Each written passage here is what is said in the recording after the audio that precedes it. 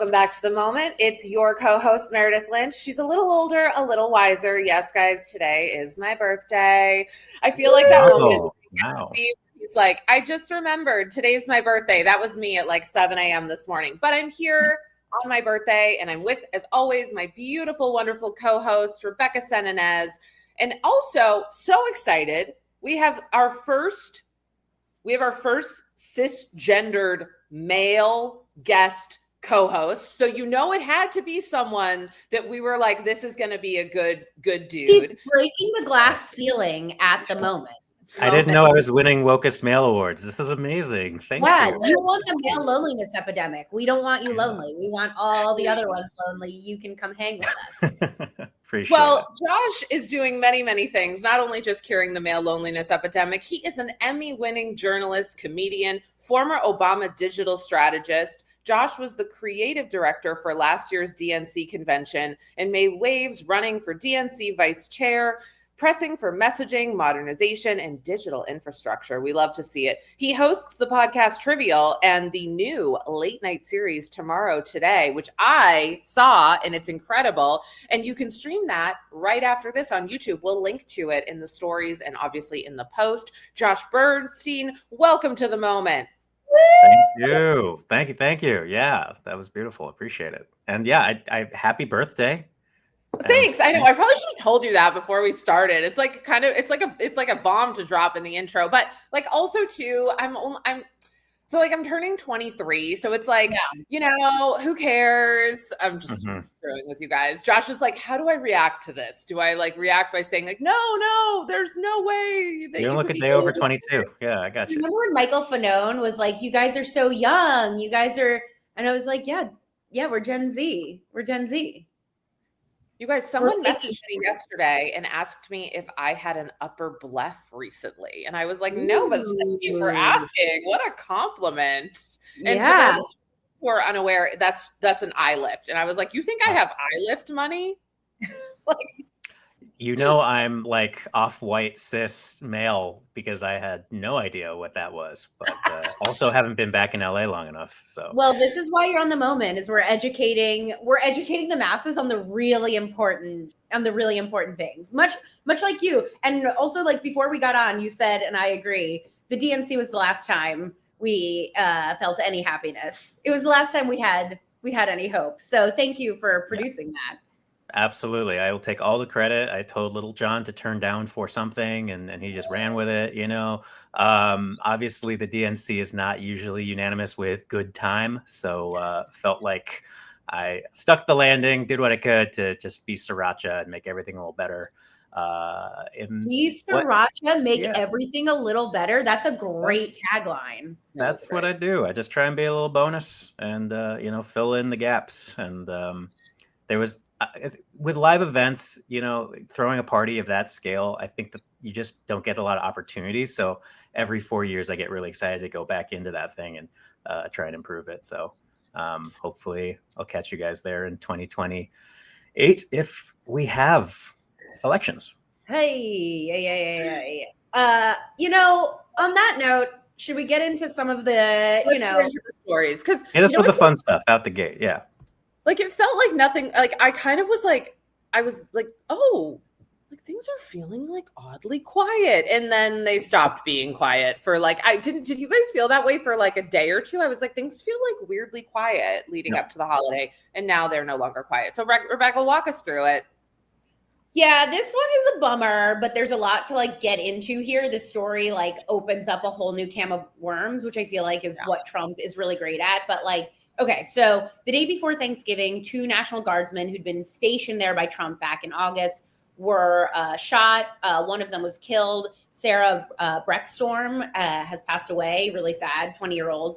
The alleged shooter is a 29-year-old who drove from Washington State, but he came to the United States from Afghanistan, and the CIA says he was part of a military operation there that was helping the CIA in their operations in Afghanistan. And then if you'll remember, during the Biden administration, there was this program to bring those people who'd helped the United States work against the Taliban to the United States.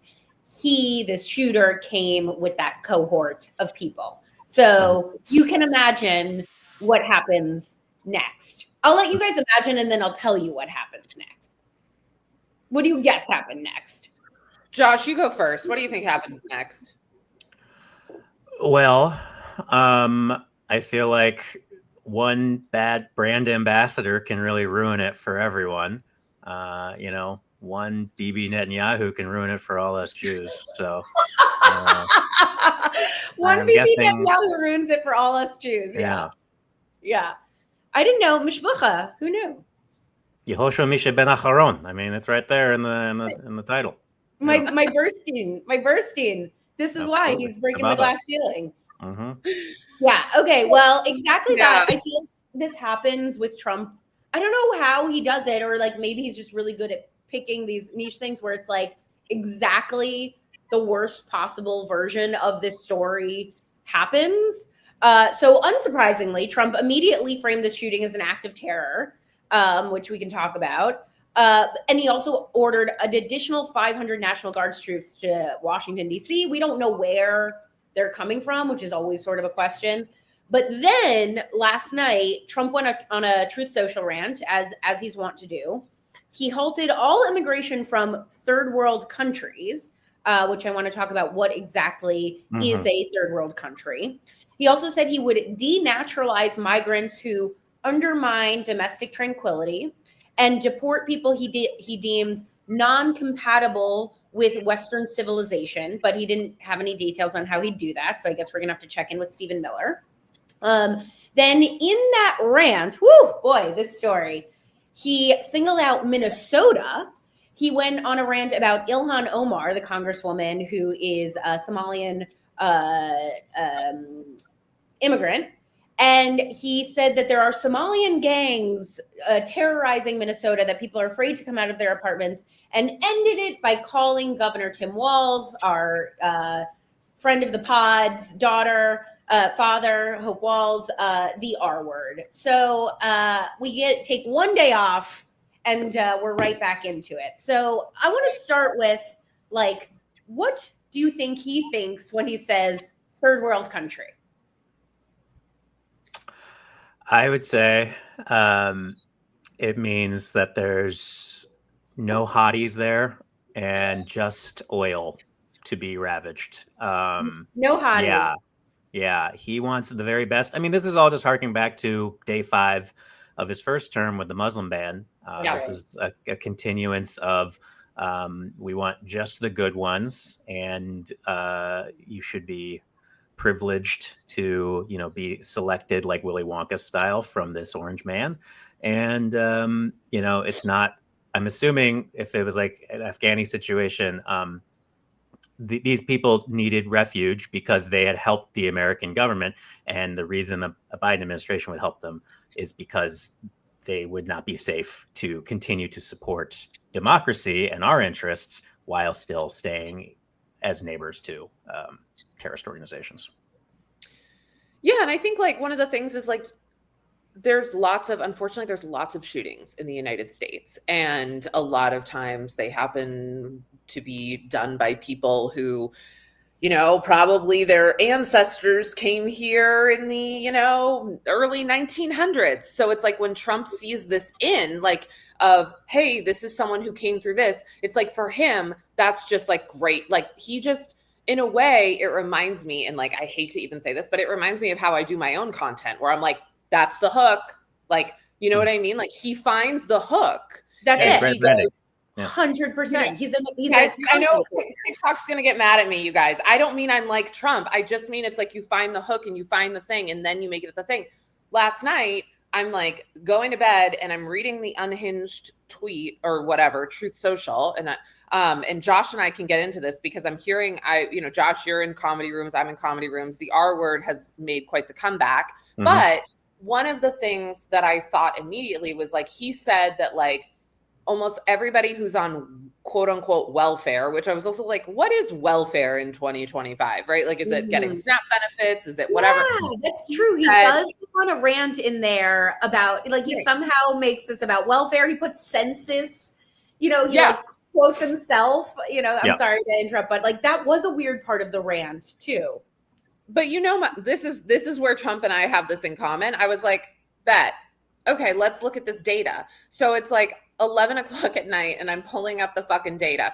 More US born citizens are on SNAP benefits exponentially than foreign born. Like it's insane. I can't remember the exact number, but the amount of people who are on SNAP benefits are like far and away more US born folks. So I guess what I'm trying to say is if you are a person who looks to Trump for some of this information, it's like, yeah, this is this person was an Afghan man. Okay, yeah, that's true. Okay. Mhm. But this idea that all these foreign born people are all the people on SNAP, that's factually untrue. And that's where I think then people just sort of latch on. They take the one true thing and they go along with all the other things that are fake. But Josh, Yeah. I want to hear about your thoughts on him calling Tim Walz the R-word, because I think MAGA will go, well, it's a word. Who cares? What are you going to do? It will be like, he's the most transparent president of all time. And so he's saying it to your face instead of behind your back. Like, I just feel like it speaks to the boldness and zero consequences we have in our society right now. And this does feel like that, again, the woke conversations about what we can do, our freedoms, was really just about being able to make terrible jokes at other people's expenses and not fear retribution, or that, we can't enjoy a good, crass delivery of humor. I don't know. Like it's not, that's not what I'm gathering from this. I think the scapegoating is what I'm scared about. That the language is just him testing out new material in this particular context where he'll do it on the stump soon enough. And, one of the things about just singling out this person for all third world countries and welfare and Afghanis, I don't, as an Oklahoman, look at every Christian and attribute Timothy McVeigh's actions to them, right? That I think it's a very consistent, singular outing of Muslims and the other, and fear of the other that they want to keep installing with this. And it's so, I don't know, you could look into so many other parts of this guy's history, not knowing anything about someone who's clearly mentally unstable and then not well, that like you could single out instead of this like crazy thread that leads you to Tim Walz. First of all, it's also like the perfect, like Trump gets so lucky with these narratives. It's like he can bring back the Sleepy Joe, like he can bring back his old hits. Mm-hmm. But he's got like a QB wristband of just like all his plays. He can just exactly. And like this one hit like some of his favorite tunes. He's like a refrain for. But I read this Truth Social, and I feel like part of me is like, maybe he's he's still a genius and he can pick all of his favorite things and like run the discourse on the discourse in a million different directions. And then the other part of me looks at this and I'm like, this is somebody like, put down the phone, grandpa. And I truly cannot decide which it is. Like, if you read it and you were to read it out loud, you're like, this is somebody who's not fully there. Like, in the middle of it, he just has census in parentheses, this is where it's just like this nutty rant. And in some ways I'm like, this is a man who's, 79 years old, is like, still the sweet old grandpa who loves Zoran, right? Yeah, like, exactly. He contains multitudes. But like, do you think that this is the rantings of somebody who's losing his mind, or the rantings of somebody who really knows how to send all of the people who cover and talk about these things into exactly the millions of directions that he wants? He's going to get stories about calling Tim Walz the R-word. He's going to get stories about third world countries. He's going to get stories about Sleepy Joe Biden's terrible, immigration policy. Like, he's going to get stories about the census and welfare. Like, is he still the sort of like nutty executive producer genius, or is he just losing it and we're all losing it with him, so we don't know what to do about it? Which is it? Both? I would say it's a much like funnier, entertaining thing if we weren't all inside the same Shakespearean tragedy. Yeah. But with trying to understand this very stable genius. It's also like, art snobs trying to like read into a painting. I don't actually think the there is there as much as it's just base instincts installed in him and the stream of consciousness. So there's 60 years of salesmanship. There's instinctual ability to brand. But I don't think of him as a long form strategist outside of him having great vision for how he wants to like upholster the East Wing. I've said it once and I'll say it again. What if Donald Trump had just taken Stand Up 101? Like, I think we could have had what if he'd just gone to Fourth Wall, Josh, and tested out some of this material? We could have had a very different plot. But speaking of that, you probably have a unique relationship to Fourth Wall, which is very niche, reference, guys, just so you know. Yeah. It's an open mic place. It's a place comics go to work out on a bench press that everybody like doesn't want to watch other people do. Yeah. I believe there is a sign there that says like days since a certain word has been said, but maybe that's a rumor.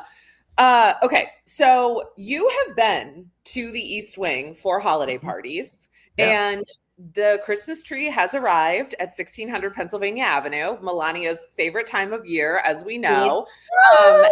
And now like they make her go so hard on this, which I love. Like they're like, we got to really get you out there. But I'm curious, what do you think, as somebody who has frequented the White House holiday parties, what do you think they're going to do with no East Wing for Christmas? I can't say I've thought about that part. It really, you shouldn't think with all the like people suffering that like the building is going to get you, but it does just iconically showcase that. It's like a symbol. Yeah. Well, that certain things will not ever be able to be repaired that this administration is doing, right? We can't undo it.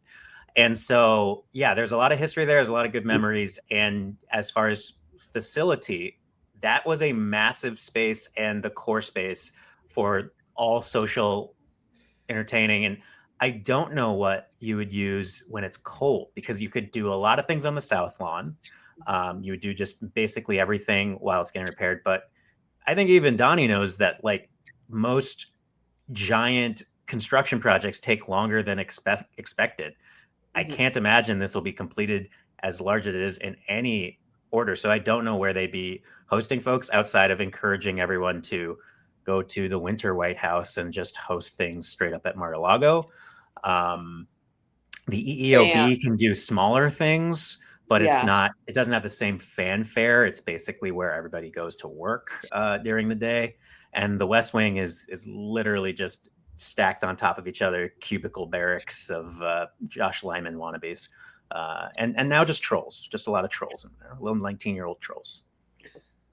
I also feel like, this is Melania's dream, because like one of the big, first lady duties is to decorate the White House. She like famously hates decorating for Christmas. She like had that leaked tape where she was like, I don't give a fuck about Christmas. Who cares about Christmas?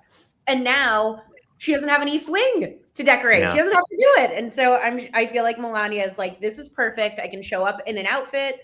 And like, Lord knows, I love a Melania outfit, and she doesn't have to do any of the decorating that she hates.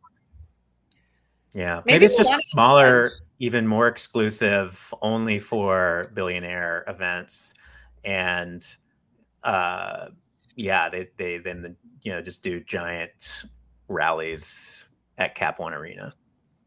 Yeah, that's right. Or the Rose Garden that's now the Olive Garden patio. Like maybe they throw some wreaths up there. Unlimited breadsticks and Big Macs for all. Yeah. Exactly. Listen, let's go easy on the Olive Garden, okay? You know what? Sometimes it hits.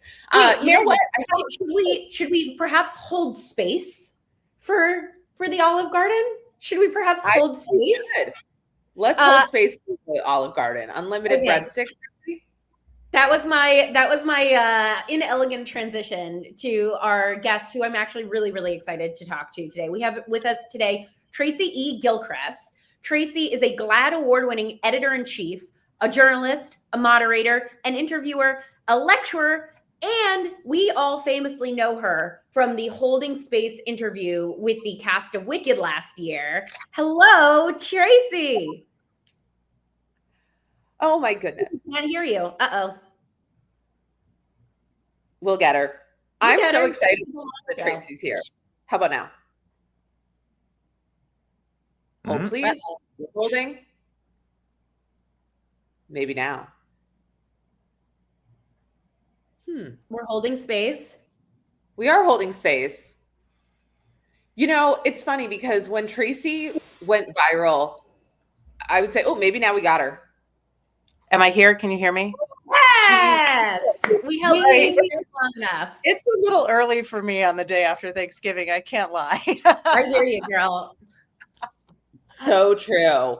Yeah. We're so excited you're here. I remember, you know, when you went viral, like learning a little bit about your story, etc. And then I remember like maybe about 6 months later seeing you come up on one of my Instagram reels. And my thought was like, it was great to get the viral moment. But I think the real story here is we got Tracy E. Gilchrist. And like you're just lovely. Like there's like you are so lovely. And we're so excited that you're here with us. And we're going to talk a little bit about what happens when the journalist becomes the story, because that is a very unique thing. And you are a journalist. You've been in the trenches for a long time. But first, we want to start with something that's happening right now. Let's start with a little Defying Gravity.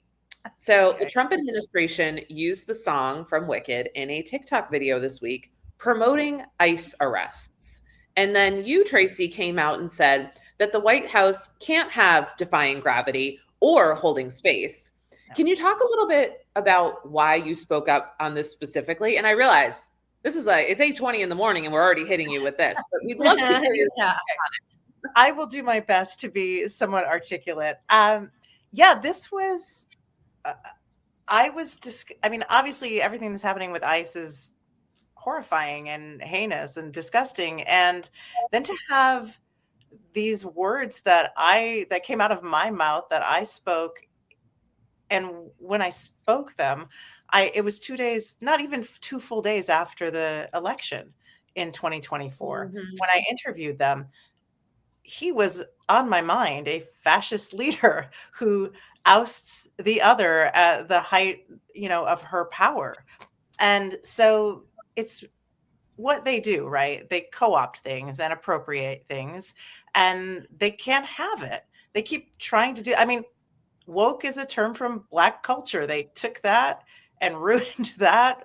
They can't have everything. They've been playing YMCA at his rallies.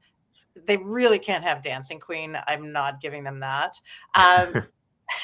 But and Laura Branigan's Gloria, like these are, queer coded songs. Like that was like a lesbian anthem when I was a kid. So they have a history of doing this. I think they think they're clever. And I think if we just call them out and say, we see what you're doing. I mean, your whole strategy is, I know you are, but what am I? Like, it's that simple. So Wicked, first of all, the Wizard of Oz, that history is very important to queer people. I have a poster behind me. It's been there forever. It's been important to me my entire life, the Wizard of Oz. So it's interesting that I went viral over something that is Oz related. And can I ask what makes it a queer story specifically? Can you talk about it a little bit? Sure. Well, I mean, we have this kind of journey to find oneself, right? They're all looking for something. They all feel othered in some way. I mean, Dorothy just can't get home, but she's looking for her center, whatever that is. The rest of them are all on a journey to find something. And I think that's important. Like, so many queer people don't feel whole because we've been told or not shown people who look like us since we can remember. So that's part of it. I think too. I think the Tin Man and the Cowardly Lion are gay, for sure.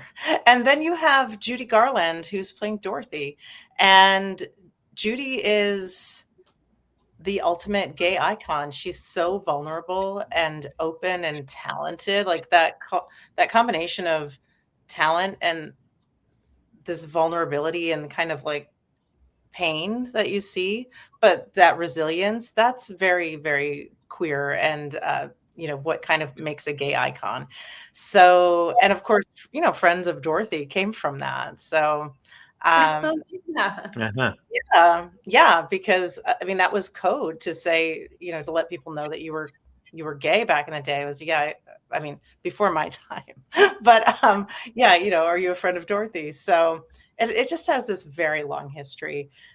So with Wicked being the stage play, and first the book written by a gay man, and there's a sapphic interest in the book, that when you see that on screen, that chemistry is not imagined. That's baked in.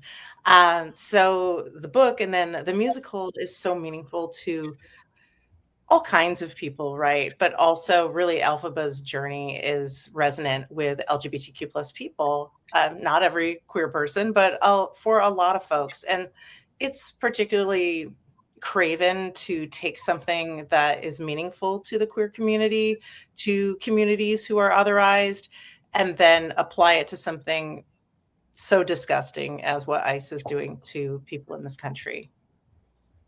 And not to mention an administration that is like actively going after queer identities in various forms. Yes. And, I mean, it's scapegoating and demonizing the trans community, like kind of what the wizard does to Elphaba. So there's so many parallels. And yeah, this was really disgusting to me. So I wanted to be sure I spoke out about it. And holding space, I didn't come up with that. It came out of my mouth in the moment. I think I got it from my favorite Peloton yoga instructor, because I went back, because I took some classes. I broke my arm earlier this year, so I could only do slow flow yoga for the longest time. And so I went back and took some of her earlier classes, and she said it before the moment. This is a psychological term. A woman named Heather Plett really kind of fleshed out what that is in her book, which I think it was called The Art of Holding Space. So it's not a new term, but it comes from psychology, or, just kind of, I would say, more liberal left-wing views. And they're trying to co-opt it, so they can't have it. And they cannot have Cynthia Erivo's battle cry. That was what they placed in the video. I mean, this is a Black queer woman. You can't have her battle cry. Stop. Yeah. So it was interesting to wake up and see that had happened. So we're going from Shavasana to the polls in the midterms? Is that the plan? Yes, let's do it. I have a question. No, because you brought up, do you think that it's like chicken or the egg? Do you think that the Trump administration realizes how queer their media choices are? I don't know. I mean, Gloria is just a bop. I think it's universal. It's loved by like hockey teams. But if they start like co-opting Robin, then you should take the streets. Sure. The YMCA thing is pretty, like, to see him like with the it is a distinctly queer song. I agree. It's about a social services program as well. Like, that's the other thing. I'm like, this is a song about a nonprofit. Yeah, I mean, and exercise. It's not about that either. There's definitely a level of, forced ignorance around some of what they're co-opting. But I think it's somewhat purposeful too. They love to do that. I also think whoever's running some of their socials is probably a closeted homosexual, because when Ariana Grande shared a meme from Matt Bernstein, where it was essentially, she just shared it to her stories, and it was something along the lines of, what's being done to trans people, what's being done to immigrants, et cetera, all those things. And then, are your groceries cheaper? That sort of thing. Dear Trump supporters. She just shared it. The White House weighed in and they did it using some of her lyrics. I'm forgetting which ones. Yeah, but they use, so whoever's running the account like knows Ariana Grande's lyrics. So Right. I'm sorry. Right. We see you. Right. Mhm. And just, yeah. I'm sure Trump doesn't know what the holding space meme is, but someone at that account does. I Yeah. always find it fascinating. Like, I'm thinking about Link Lauren or like these far right commentators who are like openly gay, but also like very, very pro Trump. I'm like, I wonder how this works in your brain. I don't know. There's something always a little bit like, how did you come to this conclusion here? And I'd maybe say it's they're inherently selfish. yeah. Yes. Yes, I think you're right, Josh. To me, and maybe this is a small view of things, but I think that people who support him, I mean, yes, maybe there's fear, but where is that fear coming from? I think it's always inevitably fear of the other. So I think there's always some sort of ogeny going on, misogyny or homophobia or transphobia or xenophobia, whatever, racism. I think there's always some of that going on, and you could be a gay person who's racist or xenophobic. So also money. People with money want to hang on to their money, and which is interesting to me. I mean, LGBTQ plus nonprofits are really struggling to get money. And I thought, oh, they're going to be fine because all these people who fought for marriage equality, all these gay folks who wanted marriage equality, wanted to make sure they could get married, they're going to give money to these organizations that are protecting queer people. And that's not happening at the rate that I kind of maybe naively thought it was going to happen, because, maybe it was only about marriage. Maybe it was really only about having those legal rights that help preserve money as well. So, yeah, it's interesting.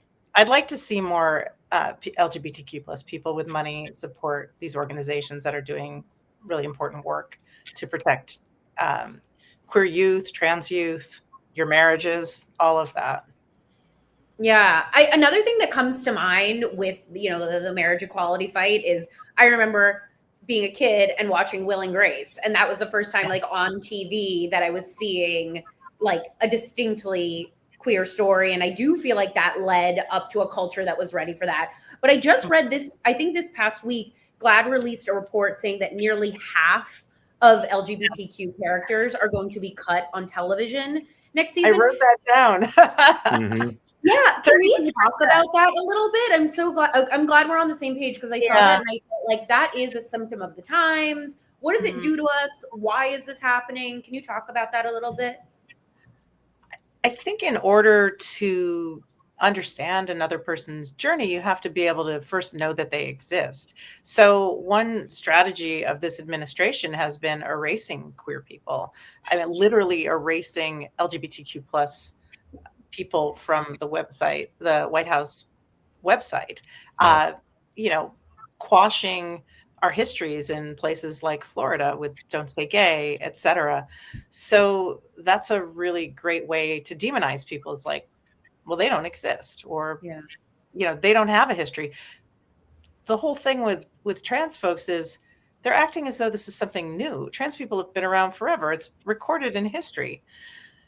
But if you erase that history, then you can, continue your lie and continue to demonize folks. So, I mean, when I came out, I didn't see anybody like me. I mean, the closest thing I had when I was a kid was Laverne and Shirley, which was, I mean, these two women that were on TV. They were best friends, but they were roommates also. And they had to share a bedroom because I guess they didn't have enough money. So they just had a 1-bedroom apartment that they shared. Yeah. So to me, there was just something like, something about that. Also facts of life, but not any queer characters. Right. I think I saw a few in the movies back then. And it's harmful not to see yourself. So I think we had some halcyon days, especially I would say from, well, obviously with like the L-word and Queer as Folk, but then we really had halcyon days with, say, Glee and Pretty Little Liars, and that whole kind of spate of shows geared toward young people, especially The Fosters. And that was all on ABC Family or Freeform as it became. Those were important, and we got Schitt's Creek and That's right. trying to I'm trying to think of network shows that had a lot of queer people, but and those are all shows that are like wholesome those are, like the L-word is like a little bit edgy, but these were shows that were like part of our like family viewing, watching, like they weren't swearing on these shows either, I mean, Modern Family, these two guys were anodyne. Like that's right. There was nothing, they were a loving gay couple. They were not a sexual couple. So I guess people were able to accept that, but also just good to see that they were together raising a child. So I anecdotally have not seen as many LGBTQ plus characters, I feel, in recent times. And I have to dive a little deeper into this report because it says that 159 won't be returning, but we don't know how many new ones we'll get. My sense is we're not going to get a lot because there's such a push against showing queer characters. And I mean, the Hunting Wives can't carry it all for us. We're going to need more than that. I mean, I think The Hunting Wives is almost enough, but we're going to need more. That's so funny. I think if you can't see yourself reflected, and if other people can't see you, then it leads to what we have now, which is someone in office who actively demonizes LGBTQ plus people. I want to pass it to Josh for a second because you write comedy.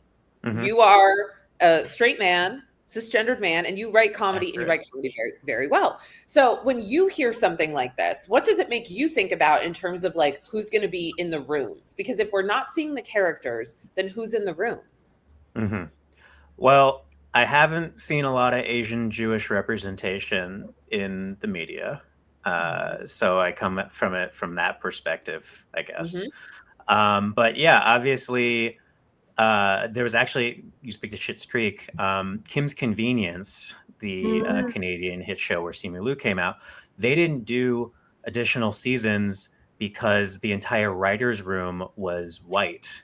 And they said they couldn't find the writers for that. And so I think they just called it because the actors gained a certain notoriety and didn't want to say these lines that didn't feel representative or however it works, right? So obviously where words come in, you get to like layer on top in performance and make the characters yours, but at a certain point, if you don't feel like the source material's going to be faithful, then you're not going to get great output. So what I'm hopeful for, Tracy, is that you're inspiring the whole like Wicked cinematic universe, and you'll get Tin Man on Disney Plus next fall or something like that. Yes, like 8-episode limited series. I don't think the Wicked Tin Man is queer. He's not. He's an incel. He's an incel. I heard that recently. Yes, he's on what I got. You must love me, Glinda. Yeah. This is your fault that I'm now a man with no heart. Glinda's a full-on lesbian. She actually does not care. 100%. Yeah. Right. Yeah. I mean, Fierro he looks good, and it's good for status. But I think she's 100% lesbian. Yeah, I agree. That's what I got out of that. We need to wrap, but I wanted to ask you, like, I come from a journalism world too, and something that I'm sort of like struggling with is how journalism has gone to like influencer mode, and I feel like this is probably even more so in queer media, where you're both sort of like, in urgency mode and like, in emergency, covering this administration and having to yourself sort of become an influencer. How have you sort of dealt with that as somebody who went viral in this way. Yeah, it's interesting. I mean, it went viral a year ago this week, and I was Happy anniversary. Thank you. I was completely overwhelmed. I mean, I knew I should lean into it. There was something about it where I thought I need to lean into this. This feels like a moment.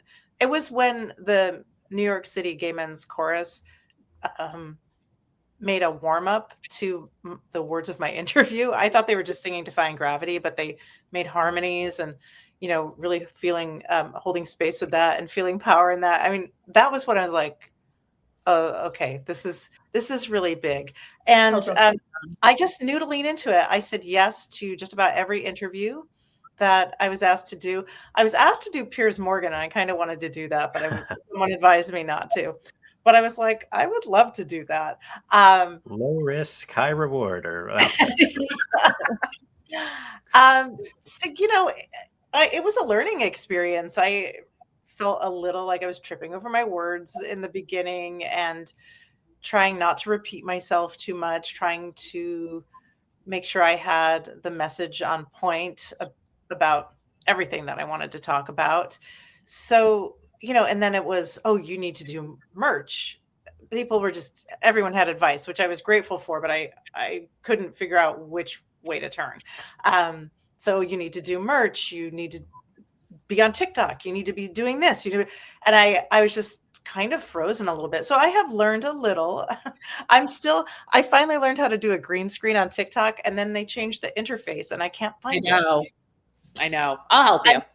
Okay, thank you, because I have some that I have some announcements I need to make. And so I want to do that, but I already spent 10 minutes trying to find the green screen.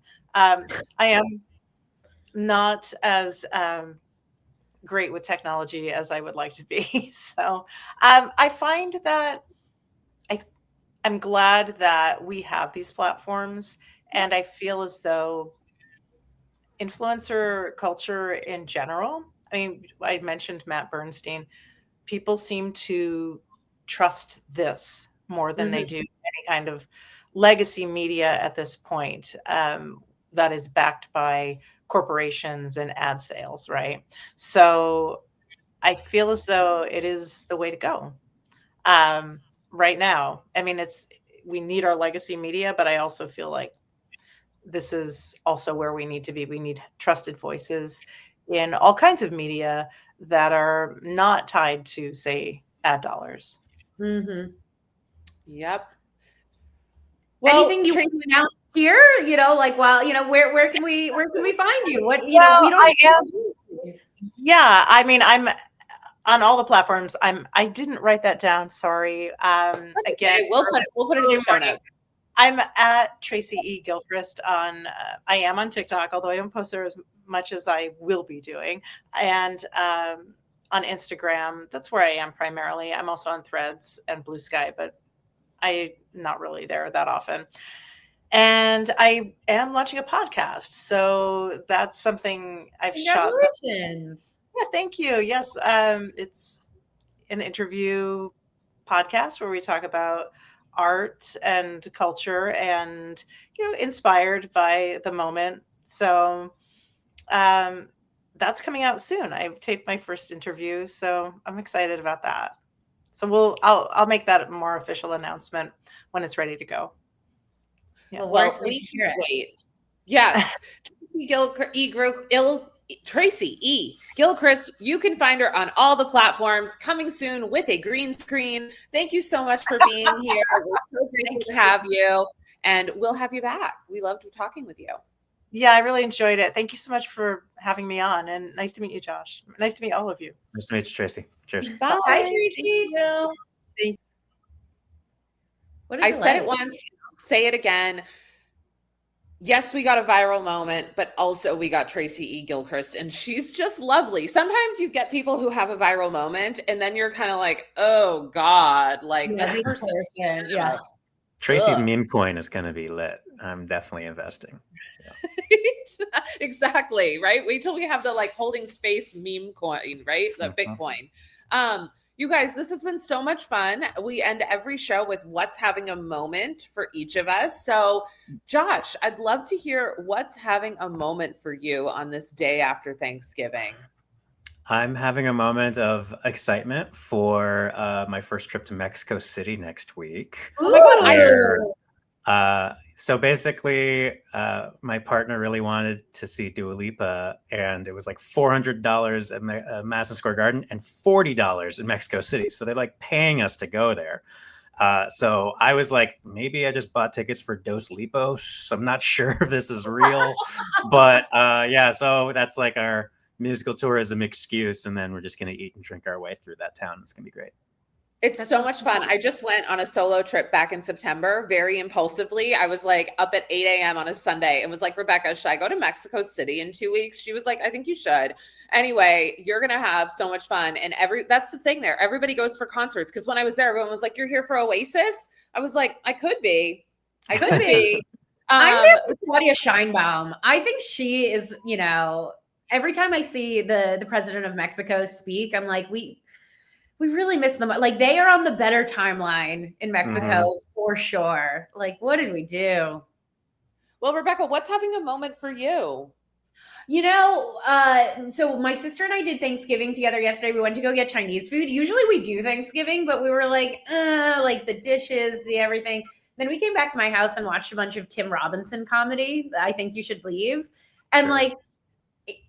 It's so stupid and so funny. Like, there's so few things that I'm like laughing out loud, and Tim Robinson is one of them. And so Tim Robinson is my forever moment for making my sister and I laugh very, very hard last night.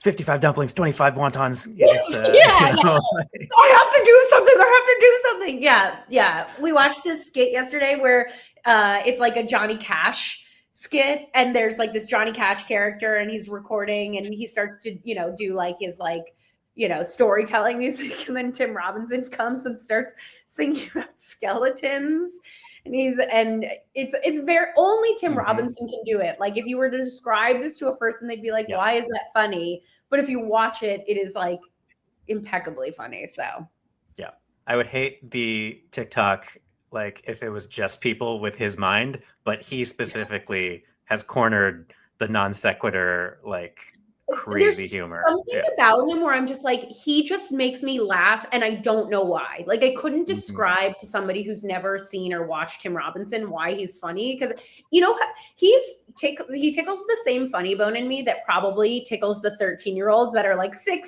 It's like he's that kind of humor where it's like I couldn't possibly explain to you why this is so funny, but it is. So Tim Robinson, what's having a moment for you, Meredith?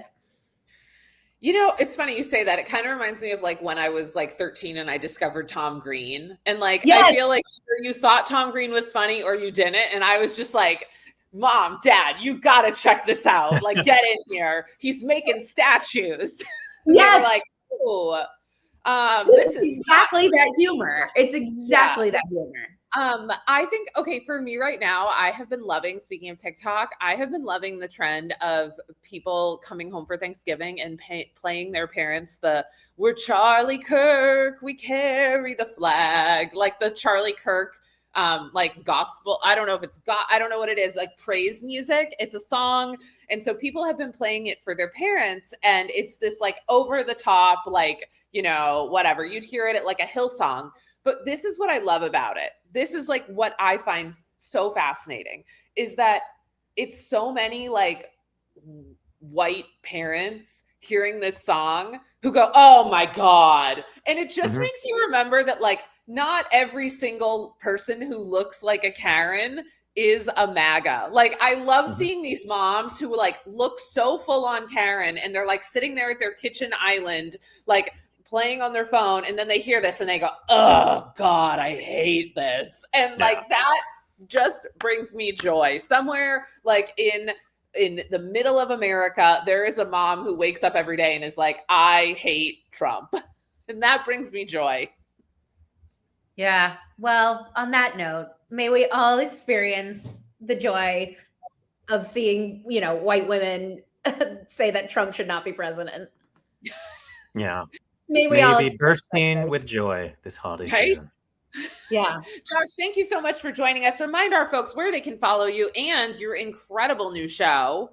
Absolutely. Yeah, at jburstofa on the socials. And tomorrow.today will take you right to the YouTube first episode of Ooh, Tomorrow good Today. URL.